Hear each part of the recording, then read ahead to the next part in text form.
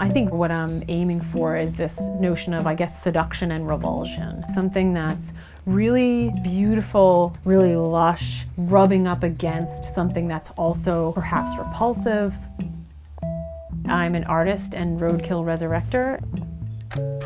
The first body of work that I really did in this sort of vein was called Domestic Arrangements. And Domestic Arrangements has the aesthetic of a magazine spread of the perfect suburban home. So there's these sort of really bright colors, lots of pattern, at the same time that it's just not quite right.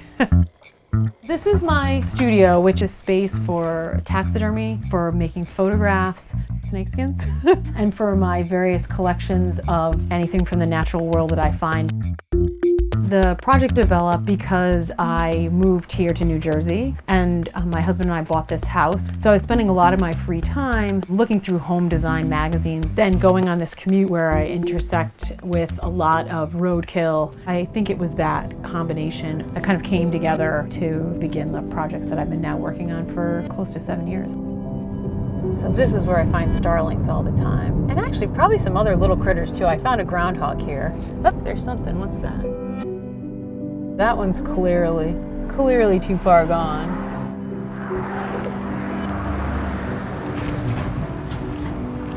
Oh yeah, he's really beautiful.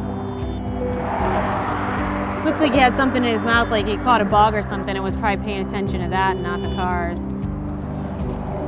You have to sort of pick roadkill up as you see it, but when you see it, it isn't necessarily always a convenient time to use it in a still life or come up with a creative idea for it. So for that reason, I have a freezer where I keep my specimens until they're ready for their close-up.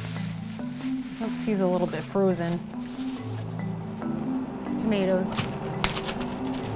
It's a baby bunny. He's just like sort of cute and sad at the same time. When you pick up a squirrel, you have a chance to look at that thing really closely in a way that you can't look at that animal as it scurries by. The way the process really works is I'll have a creature, whatever it may be. I'll sort of think about the form of that creature, and then I start to think like, well, how could I pose it with these various objects? And a lot of the initial process of shooting is just sort of setting up some fabric backdrops, putting the animal in front of it and sort of seeing how the light plays, how the color plays. Is it gonna fit? When you have something that's beautiful, that's also dead, it immediately introduces the tension. There is a long history of this memento mori, remember death, in artwork. It really is meant to sort of show that there's all this lushness and all this beauty, but it's also is fleeting, and so you should sort of appreciate that beauty for as long as you can. I feel like in some way I am taking these animals and removing them from a spot where they've unfortunately been killed, and I try ultimately to give them a respectful end. So I might immortalize them in a photograph, or perhaps their skin in taxidermy, but then I bury them in the woods, and I'd like to think that that's a better end for them.